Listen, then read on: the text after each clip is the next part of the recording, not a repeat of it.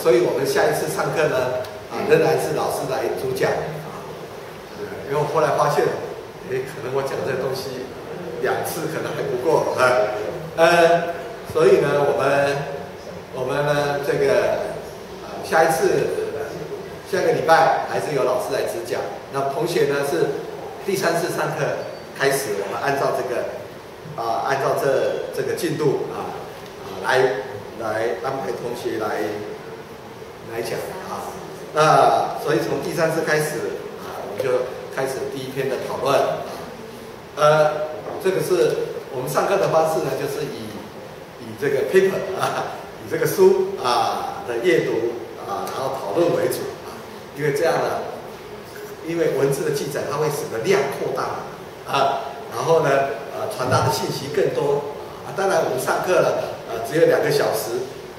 能够传达的信息有限，但是我们可以集中来着重在我们想要了解的那个部分。好，这个我们先对不起，请问一下，那另外那个就是轮到的那个要另外做 paper 吗？对，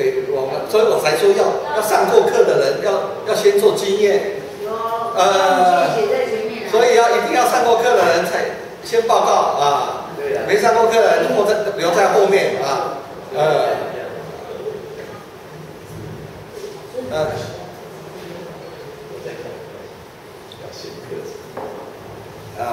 因为上过课的人知道老师的规矩好，这个我们把这个讲完我再说明一下报告的方式我们说明了这个刚才说到语言然后语言怎么样进入到文字其实这也是经过一个漫长的时间，虽然没有像语言经过几万年那么复杂了，但是它也是一个漫长时间才逐渐累积的当然壁画有很多比较完整的壁画，你会发现它可能在记录的某一件事情当然如果你没有那个时空，当然你不知道如果经历那个时空而且听过神话的人，他就可以看那个图画，然后讲出神话出来，所以等于那个图画是帮助怎么样？帮助我们去记忆那个神话故事所以神话故事可以用图画来表达那图画来表达的时候，它就可以跨越时空在不同的时空看的那个图画，还可以讲着相同的神话故事所以它等于帮助做记忆但是呢，还可以借助什么样的工具呢？这个要跟我们讲易经有关，主要有2个东西当然一个那个图我们说了图就是象另外一个是什么？另外一个是什么？我们不是讲像素吗？就是另外一个就是数字其实人类最早发明的就是第一个是数字它可以1、2、3、4、5、6、7、8把它数出来，然后可以用记号记1、2、3、4、5、6、7、8，很简单嘛，1就是1嘛，2就2个嘛，3就3嘛，4嘛，对不对？就这样原来是这样，然后再慢慢的发展出我打个勾代表5然后6一个勾再加1画就6就越来越简化了那这个其实数其实也就是最早的文字所以第一个是数数像应该说这个图像应该比数字还更早但是我们可以第一个用数字，第二个呢就用图像。图像呢慢慢可以把它简化，就变成了象形文字所以古文明里面最早的文字大部分都是象形文字到后来的拼音文字啊，那都已经是很后期了啦。早期就是用图像来表达，然后建构的文字，所以你会看到很多古文明的文字，基本上都是属于图像，图像还是比较最初的方式，直接可以看那个像就知道他在写什么。当然不够了，从象形然后发展成什么指示会意、形声，对吧？转介、假注，这就后来6书，这个就更复杂了但是这个是，所以最早的文字应该就是所谓像素文字或者图像文字。但是后来再慢慢的发展出什么呀？用寄生的符号，然后发展出可以拼出声音的符号，那就拼音文字。拼音文字基本上都比较晚，大约都是象形文字可以推到5、6千年或者4、5千年。那拼音文字大概就2、3千年左右，3、4千就变成几个花然后把这个花拼下来然后你可以拼出声音，那就英文嘛像英文拉丁文这些拉丁文英文这些其实就是发明符号来记音，那个是更晚然后以这个记音的符号作为文字，那是更后期的。好，但是最早人类开始发明的文字，然后开始可以用文字来表达来记录事情，大概从什么时候开始？就中国来讲，不是，没有甲骨文我们今天看到最早的文字是甲骨文嘛，对不对？甲骨文是多少年？3000到4000年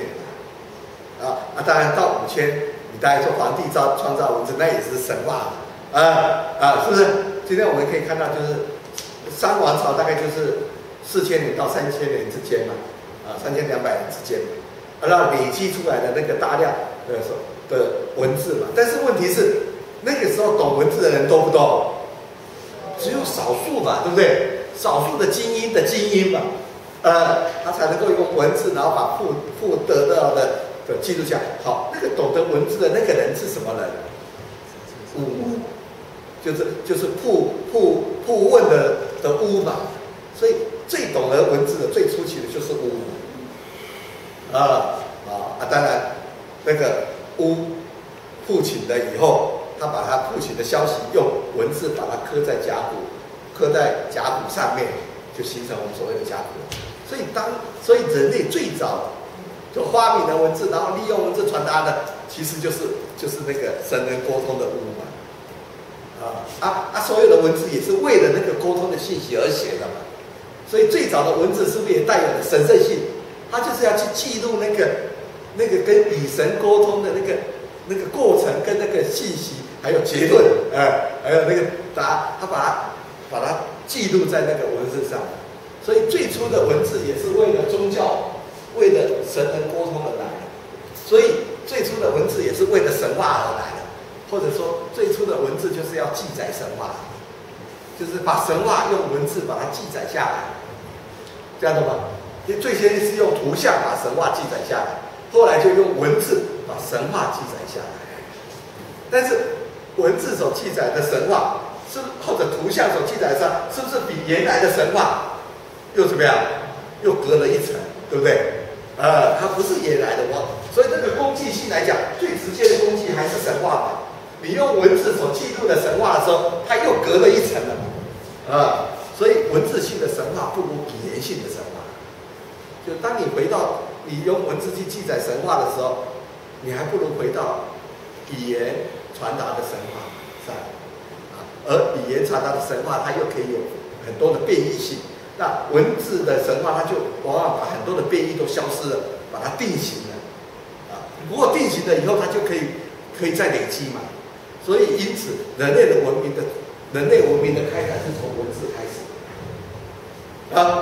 所以文字一来以后快速累积，所以大约可以普遍使用到文字是到了周朝，而且周朝是少数的贵族但是少数贵族后来能够普及化，那是因为孔子孔子推广教义嘛，才又把这些懂得文字的人又推了更多但是从孔子2000多年2500年到现在，人类的文明你看突飞猛进了，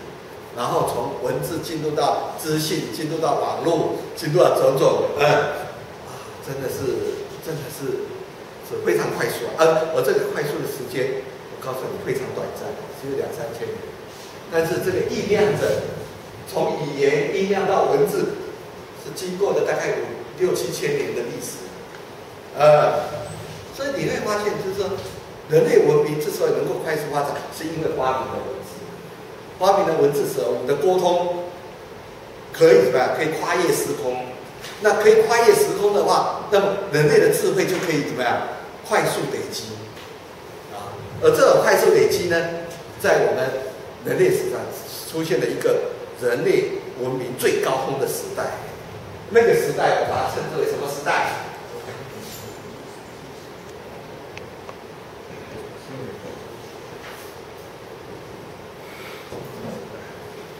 轴心时代，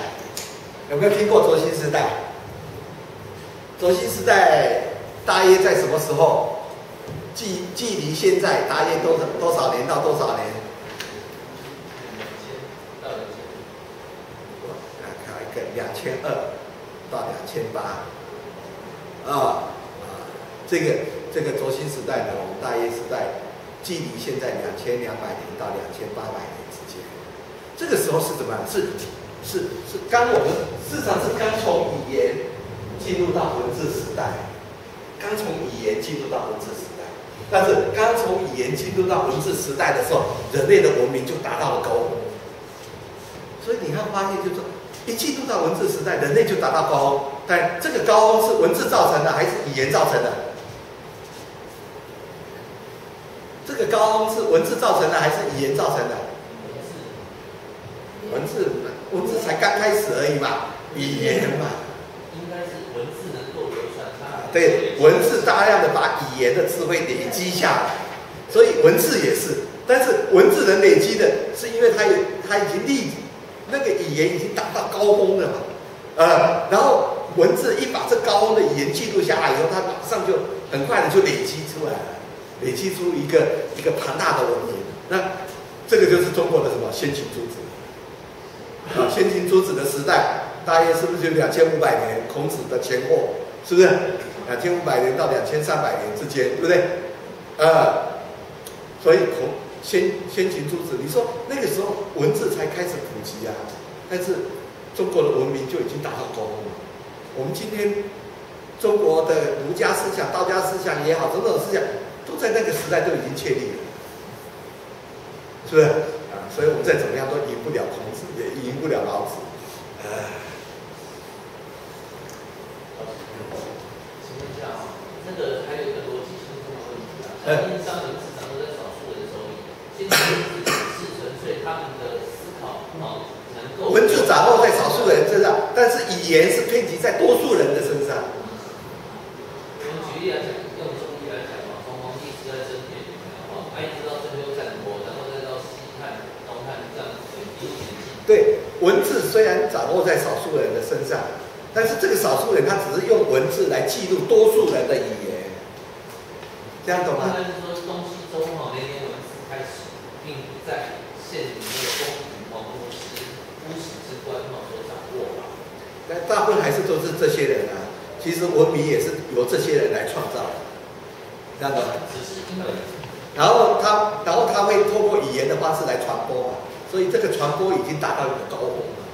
因为语言没有办法传播高深知识，那也就是说他们语言也可以传达高深知识，只是它受到空间的限制。那突破空间的方式就是透过不断的背诵，就是我记下来，我就把完整的告诉你，然后再把完整的这样。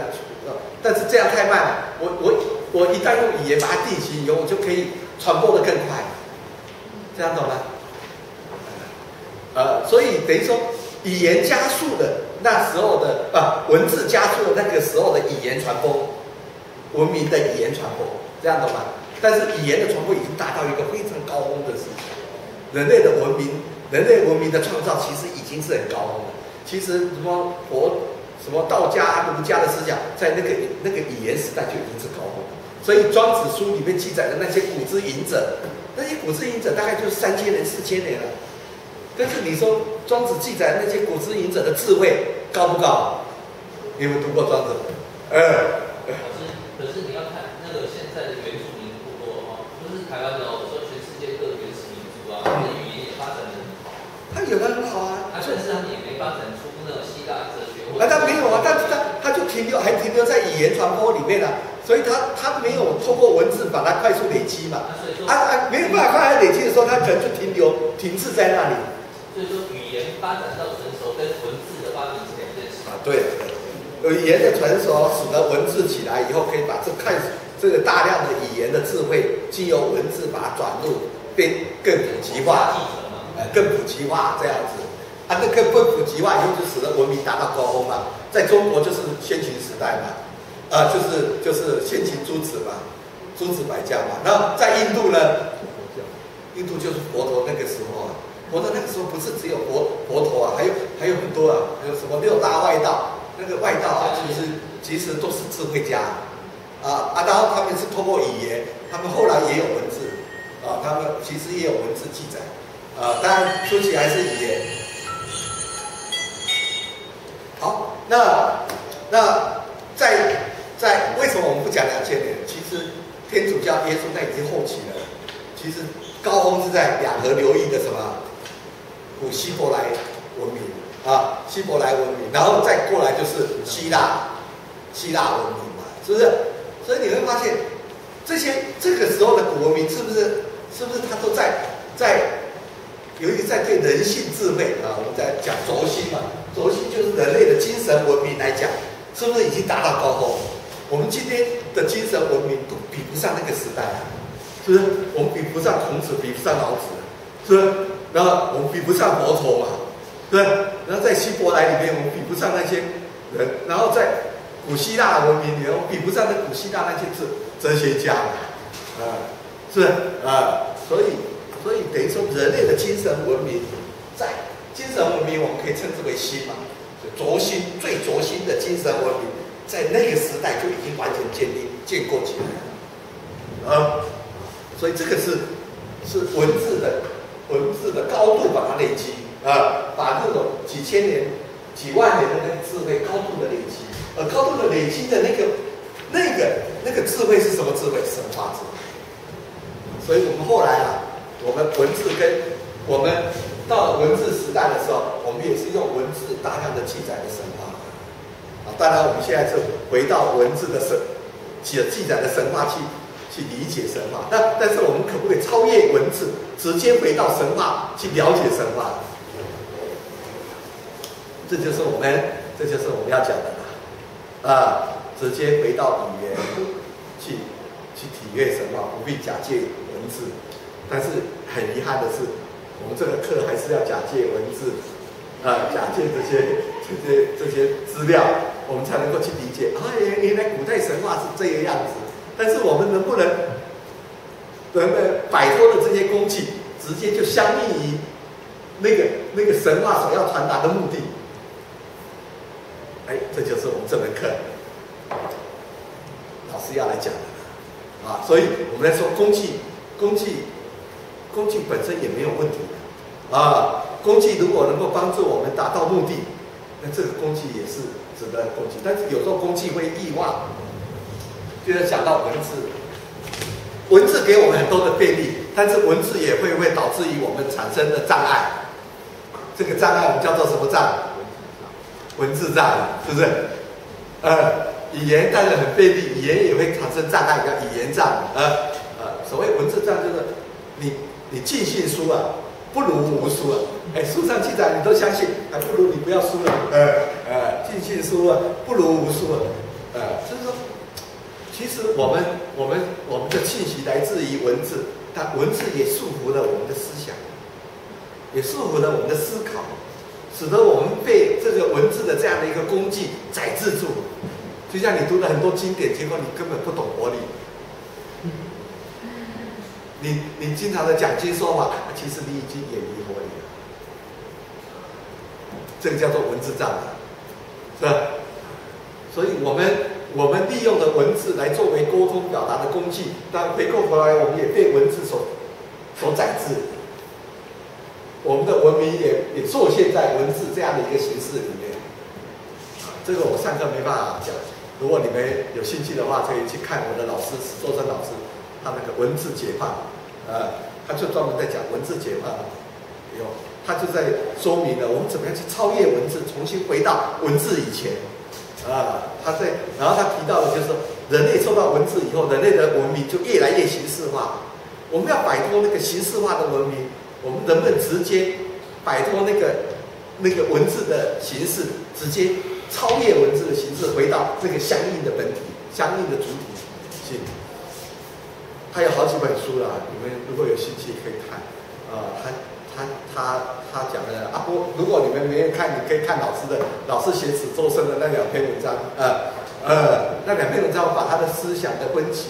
然后把他怎么样企图要把文字所主导的那个形式文明摆脱，直接回到那个相应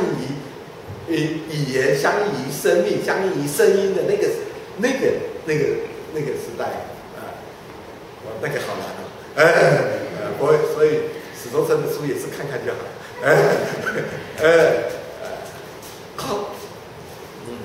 不过史作生真的告诉我们，就是我们摆脱后来人类文明所创造出来的那个形式宰制的那个社会，我们怎么样直接去透过其他的表达工具，我们直接可以相应于生命的那个最核心的那个精神内涵。好，所以我来说，我们可以借助几个工具：第一个像素，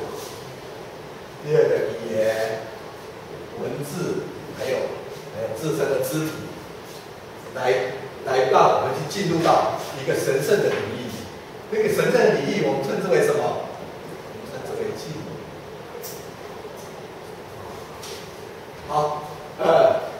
这个静是一个什么样的静？当然是一个超越的静。它企图让我们进入到一个超越的世界，当然我们称之为神。但是那个静是什么样的静呢？这个像素基本上还是来自于我们生存的大自然的环境。好，我们古代把我们生存的那个大自然的环境称之为什么？称之为天地。让人活在天地里面，这个时候就发展出什么样的哲学呢？宇宙论。所以中国哲学，尤其《易经》讲天地人，那就是思考的人怎么样活在天地之间，怎么样把天地运行的规律成为人生存的法则。这个就是宇宙论。但是天地谁在操控的天地？我们中国呢就发展出这个天地人呢，就形成了什么？哲学里面称之为道，宗教里面呢就称之为神，人呢就称为鬼，地呢称之为奇，天神地奇人鬼。但是天神地奇人鬼都在道其实就是宇宙论，所以就意识到了，其实这个静也就是道，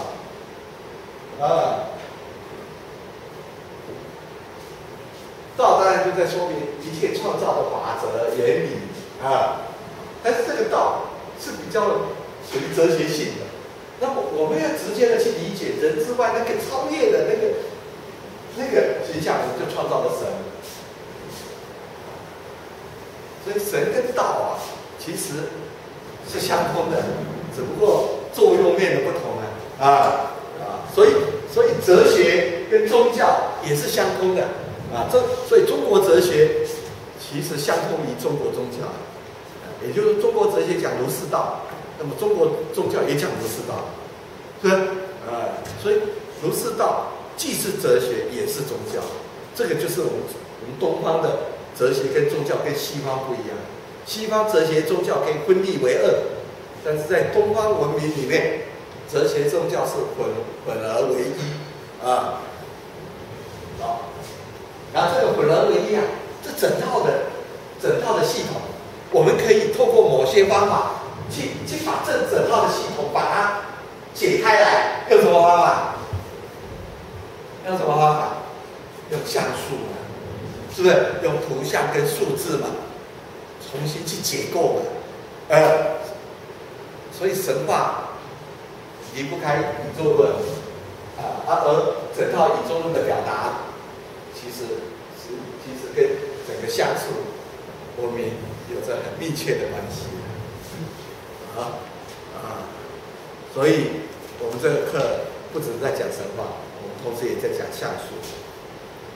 就在追究神话背后的那个庞大的宇宙论。还有呢，天地人是宇宙论，然后人鬼神呢，这就生命论。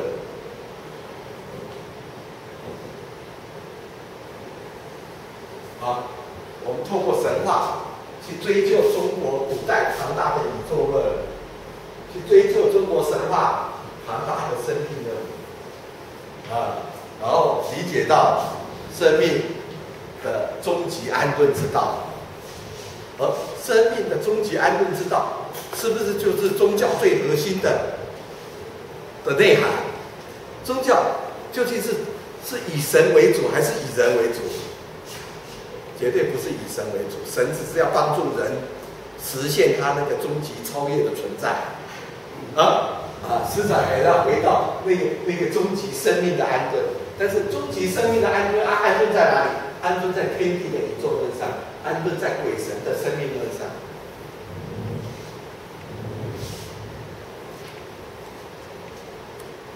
好，这样，这后面讲的太快了一点，其实后面还可以做更细致的分析。不过老师在开始赶快成，因为时间有限，好，所以呢，我后面的这个部分呢，我想下次我再来上。我今天先做一个结论我前面的那个申论的那个过程稍微快了一点不过这个留着下次再说，因为我们要接着要来说，因为剩下的时间我们要来说报告所以有关神话的进一步的这个内容我们刚才虽然快速的讲，但是基本架构大家已经出来了我们要来说的就是同学的报告已经都签好了吗？还是怎么样？好，前面没人填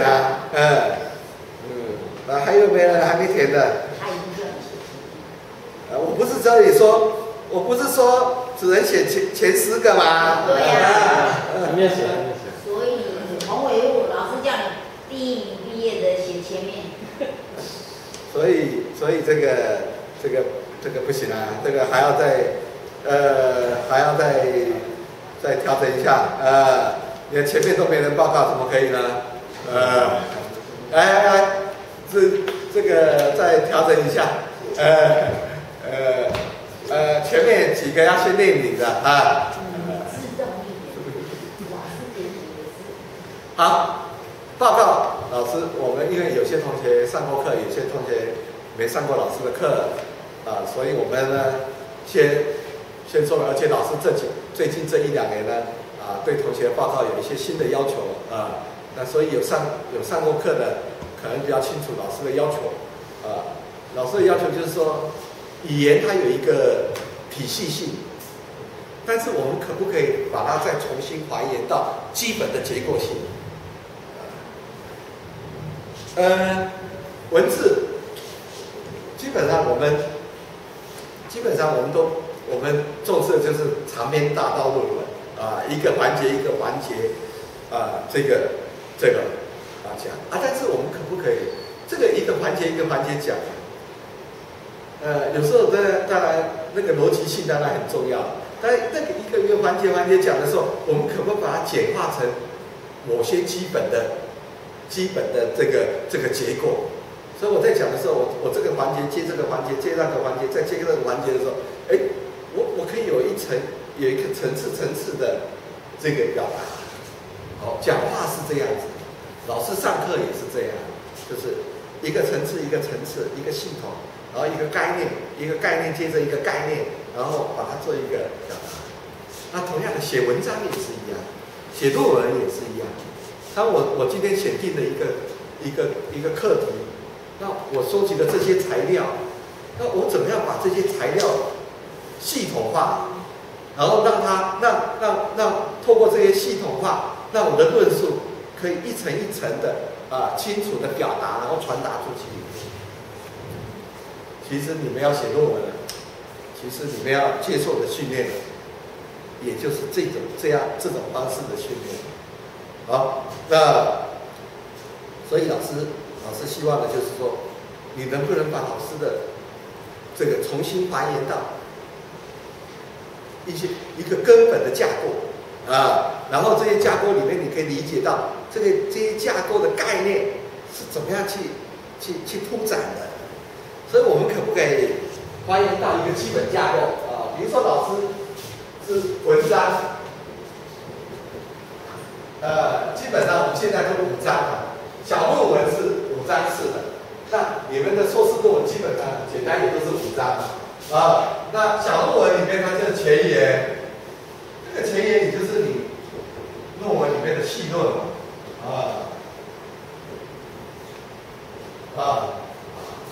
细论就说明了我这个文章的状况。那一般来讲，你的主文大概就是3节3段式的论证然后呢，最后结论好，这是基本架构。但是呢，你每个论述里面，可能你每一个重点里面，可能又分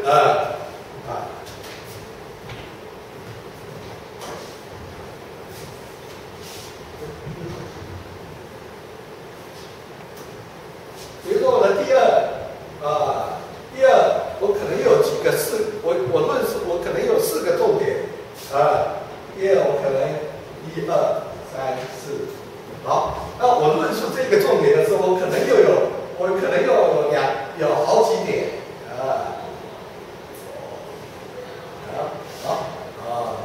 这个好几点，好，那么好几点来论述的时候，这一点这个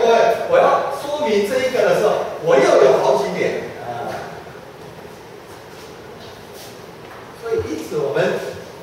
写论文一定是一层一层的，对吧？那社会学他们比较多了，社会科学他们写论文都是这样，1、2、3、4，然后1、2、3、4，然后1、2、3，然后下面1、2、3，然后都是标题式的，都不去深入，标题把它弄出来就好了。其实我们写论文的，实际上有时候不只是社会科学有些科学界他们也都是写这样的论文。我们说真的，我们很难接受你还要论你标题列出来以后，你还要论所以呢但是这个结构还是很重要。我们可不可以把这种人文的论文再还原到社会科学的论文？你就会发现，其实社会科学或者科学他们写的论文跟我们写的论文是一样的，只不过是表达的方式不同而已。那我们可不可以，比如说前言就可以分成几点，1、2、3、4，然后我再去分1、2、3、4我们发现他前言讲了几个点，然后每个点他又论了几个，因此我们就可以变成小一，然后小一然后呢小一里面就 A、B、C 就可以把这个基本的架构把它弄出来。弄出来以后，我们就可以理解到，他整个思考以及他思考的结果，那么其实我们上课老师让你们读 paper 的时候，基本上就是要让你理解整个思维的那个架构的建构起来。那你们以后写论可以怎么样？先铺架构，架构铺出来以后，然后再把资料丢进去论述，那这个就很完整啊。所以老师不只是在指导你们怎么去读论文、去讨论，老师企图要你们去掌握每一篇论文的一个基本的架构图啊。那你不断你掌握了基本的架构图以后，你以后写论文的时候也是一样的，就是你收集到材料以后，你把它分成，尤其现在电脑很方便，对不对？你丢到材料以后，你先把它丢到第一层来啊，第一层以后呢，你再从这里面分出几个主题以后，再把它丢到第二层来，第二层里面呢，你再分了以后，就可以丢到第三层、第四层，然后你写论文的时候，你再重新把它组合，然后讲一个故事啊，就这个涉及到质性研究，质性研究就是用这种方法把它组合起来，范畴组合起来以后，然后形成了一个故事的架构，然后开始来说故事。其实写论文就是在说故事，但是说故事的时候，那个范畴与范畴之间，结构与结构之间，然后你怎么样让它一环扣成一环，然后变成了一个完整的故事。写小说也是这样写啊，那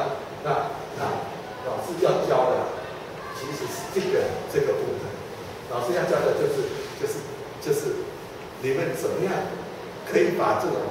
文章先回到基本架构里面来啊，然后你就可以掌握到这个论文的基本架构里面它所讨论的一个根本内涵啊，当然再从这个架构里面去讨论有一些议题种种。那老师希望的就是在课堂上就是要教你们怎么样去做这种架构的分析，所以同学报告你们要做的是这个工作，你不一定把老师的文章照抄，但你要把老师的这个文章里面的那个组织架构用这种简要的方式把它列出来就好，就是把基本的这个架构弄出来。那这个架构弄出来以后你们写文章也是一样尤其比如说要做那个质性研究访谈的，质性研究访谈的，它基本工作就是编码，编什么码？就是编这个码，他把访谈的资料，然后摆在一个架构里面，然后丢在哪里。不过我指导过几篇质性研究的论文，我也去考过几篇质性研究论文，我就觉得这个科学实在太不科学。他们就这个架构以后他们就把那个这个访谈的资料，然后按照编码这样编出来，就没了，也不去深论，你访谈，然后就把人家原始的访谈这样一段，然后没有深论，你用人家的话，你总要去分析人家讲这个话的目的内容是什么嘛？所以我就发现那个质性研究的论文实在差死了，都是访谈的一堆资料，然后把它丢，然后丢了以后，你不重新再去好，那这些资料，这些访谈的资料的人他讲了什么？然后你在这些资料里面你想要问什么都没有不过这可能也是学生程度的问题吧，那就是说你做质性研究的人，你把这些人家讲的话，你一定要你为什么要去收集这些人家讲的话，然后你把它编成一个码以后，你应该怎么去诠释的问题，好，所以最后还是要回到诠释上来说所以呢同学的报告我为什么说一定要有上过课呢？因为这1-2年老师做了很多调整也对同学的整个希望透过上课的这种结构性的分析，去学到很多东西第一个学到架构的怎么样去编码架构的问题，然后再来学到的就是说资料怎么样去收集了资料以后怎么样去形成一个完整的架构当然回过头来就是那那当你在做直性反弹的时候，你怎么样去依照你的目的去做一个系统性的编码，而根据这个编码，你怎么去建构你的反弹稿啊？这些都是需要下点功夫的啊。那这些功夫在哪里学习？在课堂上啊，老师这个至少我们有14讲啊，那这14讲每一讲都做这样的演练，你就可以对这样的一个结构的体系的那个建构啊，有一个比较完整的认识，然后你就可以不断的操练的过程中，你就对这样的一个操作的方式，你就可以更熟练啊。所以啊，其实上每一门课啊，它不只是在传达你一些相关的知识信息，它其实也在教导你怎么样去做研究啊。事实上，每一节课都涉及到研究的方法论。当然，有些同学啊，过去有些同学啊，比较说，能不能上课教我方法论？其实方法论啊，不是教你方法论就在你学习的过程中，那个方法就不断的在呈现啊。所以啊，但是当然现在因为我们受西方科学的影响，你给我方法我就可以操作，那未必啊。你去看那个电视上那个教你煮菜的，他步骤都好了，也教你的，你自己去炒炒看，你炒得出来吗？那你要不断的炒。现在德国人有甚至是一个机器，煮饭的机器，大概4万多。就是把那个直性反弹丢进去，然后但是直性反弹丢进去就是我讲的编码嘛，那后面的解释就不会了嘛。我去考过很多这样的论文，就是嘛，他就是把它编码出来了嘛，就一个系统出来了。然后，但是每个人说的话，他究竟什么意思？你要去分析呀。但是大多数的直性论文就是做的这样就好了，那这样没有研究嘛，是不是？我知道那一套工具啊，但是他那工具只是初步而已啊。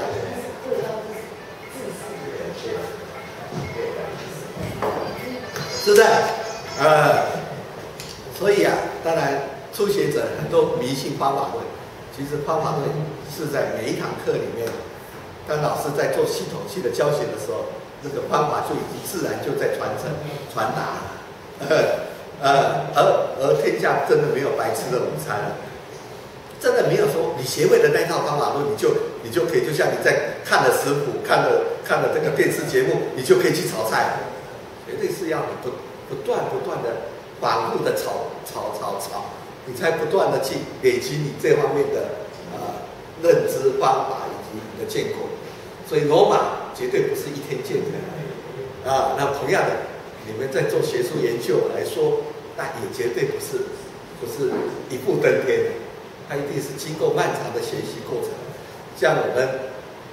我们2年的上课时间，那就是一个学习你慢慢的去累积你的相关的知识，慢慢的去累积的你做学问的方法，然后你才能够利用这样的一种资粮，然后去建构一套一套体系出来那这个实际上都是要相当长的时间所以真的没有捷径所以我常常是做最笨的方法，但是最笨的方法往往是最实在的方法所以我都很不聪明因为走捷径未必能够快速到达你只有一步一脚印的扩充累积，你才能够形成的比较真实的功夫所以那个奠基的功夫很重要，而上课其实老师就是不断的在帮你奠基那你跟得上来了，你那个基础就可以打得很稳那你跟不上来了，那你那个基础更哩哩啦啦。你那个哩哩啦啦的基础，当你要去建构的时候，你会发现你什么都不行。好。所以呢，老师这个课就希望通过这样的一个结构分析以后，慢慢的去引领你怎么样去布局，然后去建构一个大战场，这个当然这个部分也要花时间，所以像老师指导的学生不可能你一次就论文写得很好，至少都要改个3次5次以上，才能够慢慢的进入状况，而那3次5次的过程是绝对需要的。好，所以时间到了，所以呢，我们下个礼拜老师继续上课，但是你们开始要准备报告啊。好，那个报告